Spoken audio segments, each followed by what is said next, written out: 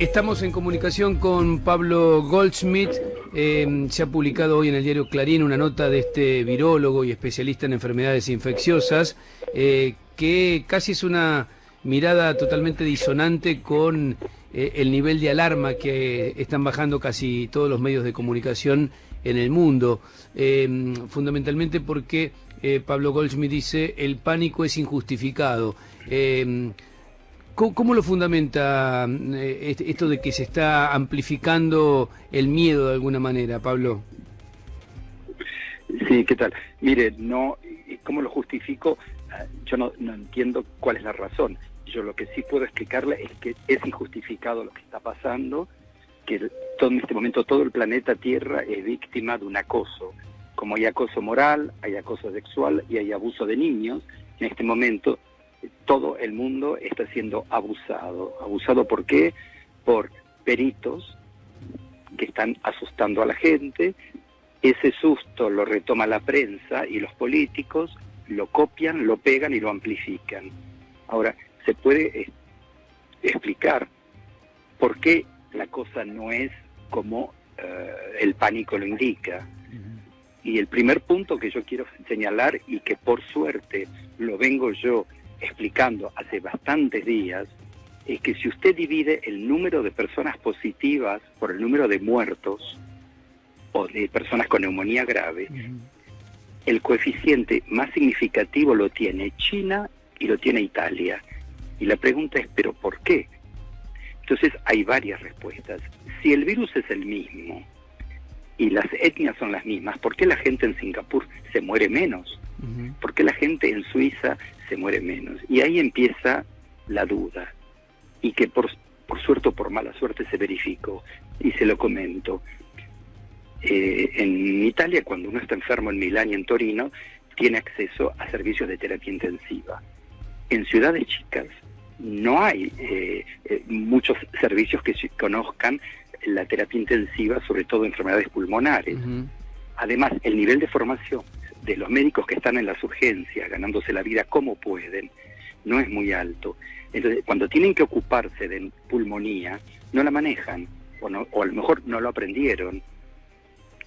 Por otra parte, no hay suficientes respiradores, pero lo peor es que los hospitales italianos están atascados de gente asustada y no saben cómo manejarse. Tan es así que todo este pánico por un virus que produce resfrío o gripe, conocido porque todos tuvimos algún momento resfrío por coronavirus,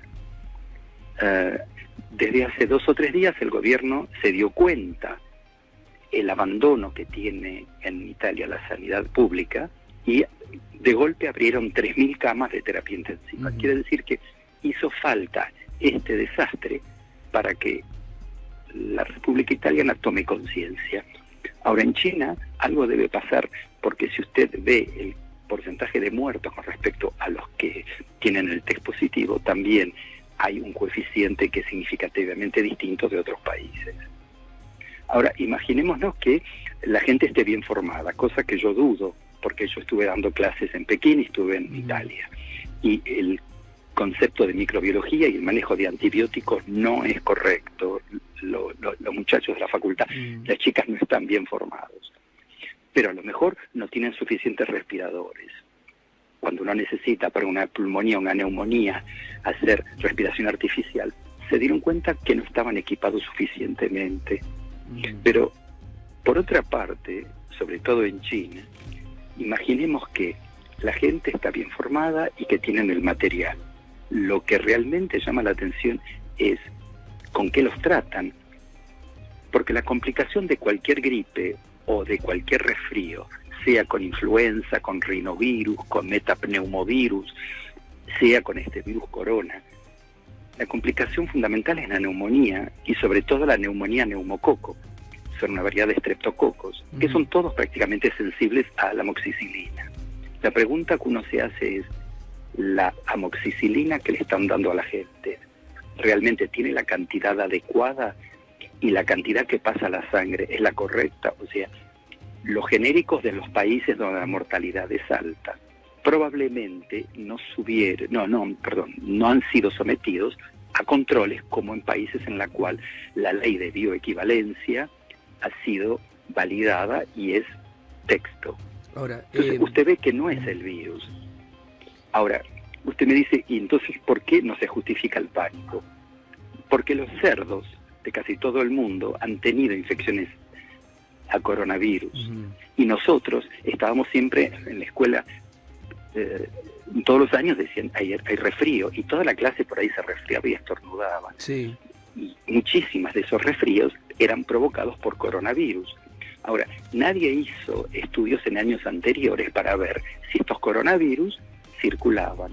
Y este año, de casualidad, un laboratorio chino se pone a hacer la reacción de amplificación de polimerasa, la PCR, y encuentran casos positivos. Y cuando ven, dicen, es un coronavirus. Pero yo digo, ¿esto es un brote? ¿Es una epidemia? O a lo mejor el año pasado hubo, y justo este año los analizan, el año pasado no.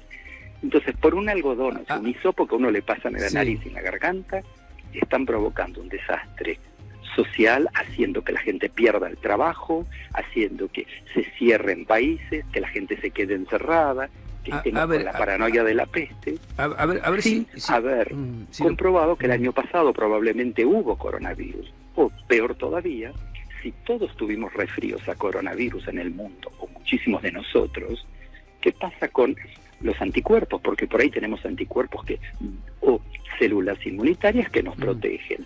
A ver si lo entiendo, Pablo. Estudia. Perdone que lo interrumpa. A ver si lo entiendo un poco mejor y la gente que nos escucha también. En el caso de... vamos a empezar por lo de China.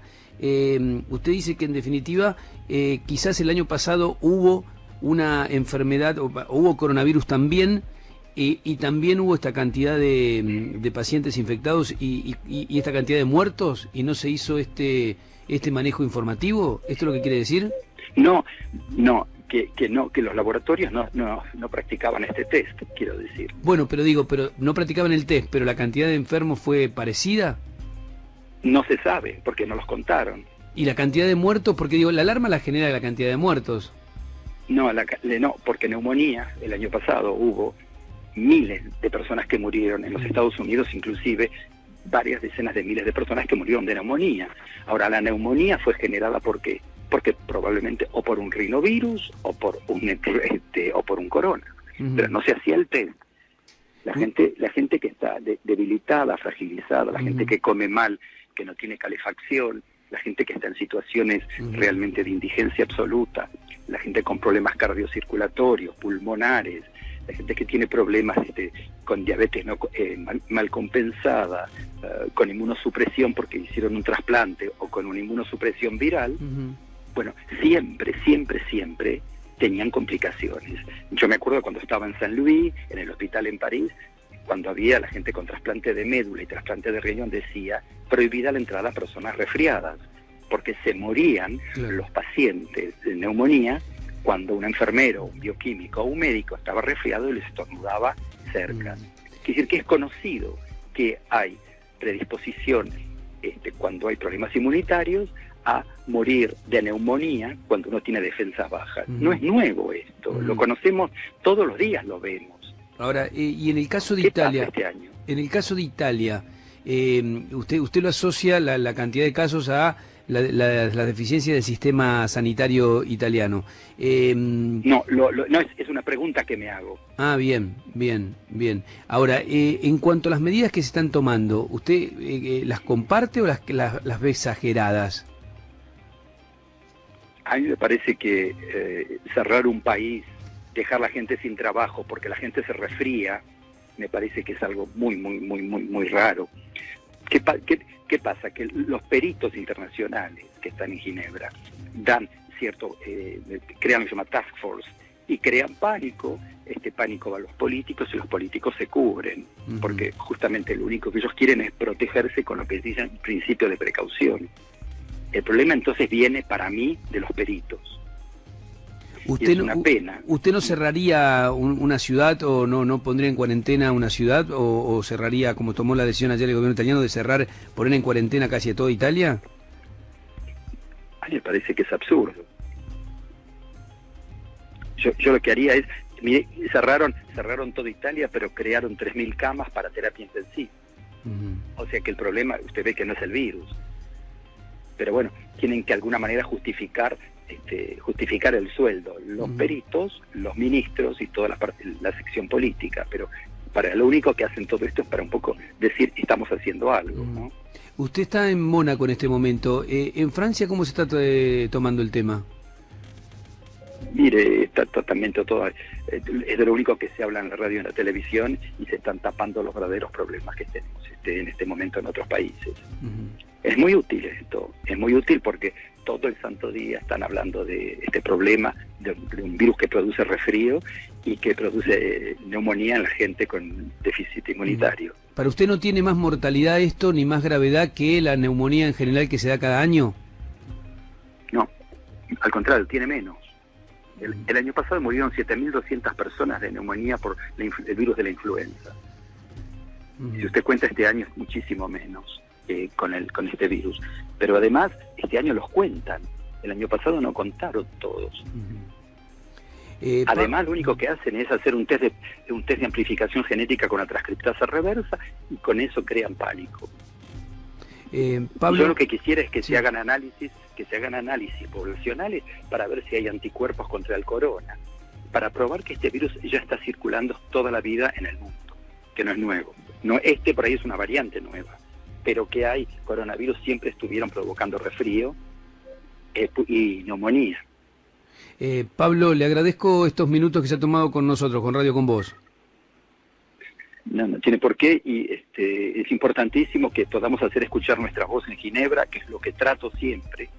Pero yo fui como perito desde el Hospital Francés de París, iba a la Organización Mundial de la Salud, y lo que yo necesitaría es un mandato argentino para, desde la Argentina, poder ir también a expresarnos. Porque usted no sé si sabe, pero la banca, muchas veces de la Argentina, no está ocupada, y yo, estando ahí, no puedo abrir la boca porque no voy oficialmente desde la Argentina.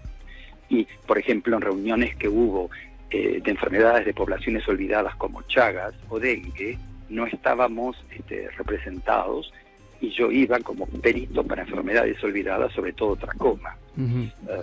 Es una pena porque no estamos, digamos que a la Argentina no le cuesta nada y podríamos realmente hacer escuchar una voz diferente, ¿no? Bueno, ojalá, esta radio se escucha muchísimo y la escucha mucha gente que está vinculada a la política, así que no me extraña que alguien del gobierno lo pueda contactar a partir de esta charla, Pablo.